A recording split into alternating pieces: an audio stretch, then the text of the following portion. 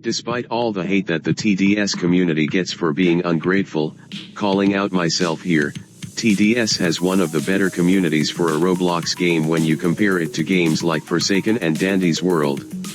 However, one thing that the TDS community takes for granted, especially content creators, is just how many updates the game receives.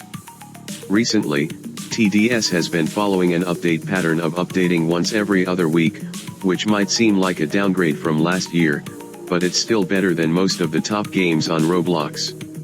And keep in mind, TDS is 6 years old. Most Roblox games after like 3 years either slow down on updates tremendously, or just stop updating in general, so this update schedule for a game this old is insane. Now there are very few games on Roblox that seem to last forever and get updates like 10 plus years after their release. So that begs the question, when will TDS die/not get any more updates? I'm going to try my best to answer that in this video.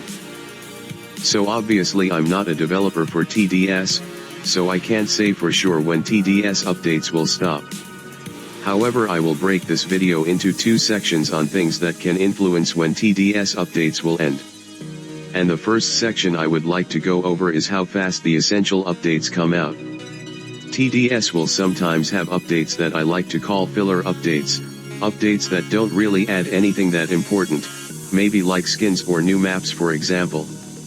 However, updates like reworking something up to modern standards, or adding an entire new mode is an update that is important because it affects the longevity of the game. There are 3 main essential updates that I think have to come out before the game can stop updating entirely. The first thing is finishing reworking everything to fit with modern standards. Towers like Paintballer and Gladiator, as well as Hardcore mode need to be reworked, specifically Hardcore because that is the last major game mode that isn't up to modern standards. The second thing is the ability to go back and play old events. Around the time of the Lunar Overture event, Below had mentioned that the team was working on bringing back past events to play at any time, kind of like a story mode. I actually think this update is really important because the main thing that long-term players of the game complain about is that there isn't enough replayability after you get everything. This would solve that issue because of just the amount of events that TDS has to offer. The final thing actually lies in a Corso video of all places. Let's take a look. Actually, we're working on, this is going to come into the update after its initial launch, Wave Editor, which allows you to create your own custom game modes. Not only do you get to make your own custom game modes, you get to load in other people's custom game modes, and we're working on a whole search algorithm and discovery page for it. So if you don't understand what was just said, Below basically said that they are working on a mode where you can basically make your own events, share them with people, and play other people's events. So it's basically Piggy's build mode combined with the challenge editor from BTD6. Words cannot even describe how insane that update sounds. But back to the main point, it all depends on how fast these updates come out. If they all come out within the next year, I could see TDS ending as soon as next year. Especially that last one I mentioned, because once that update comes out, TDS technically doesn't have to update anymore. The game technically has unlimited content in the form of that game mode maker. It's kind of like Piggy, even though Book 1 and Book 2 are done, and with us rarely getting any extra chapters, the game still technically has unlimited content in the form of other people's maps from build mode. So it all depends on when those updates come out. The game cannot end without those 3 main updates. Anyways, let's move on to the next factor that can determine when TDS updates will end, which is alter ego.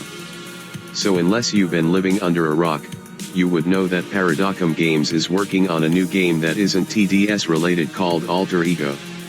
It's said to be an asymmetrical horror game, similar to games like Dead by Daylight and Forsaken. Did someone say Forsaken?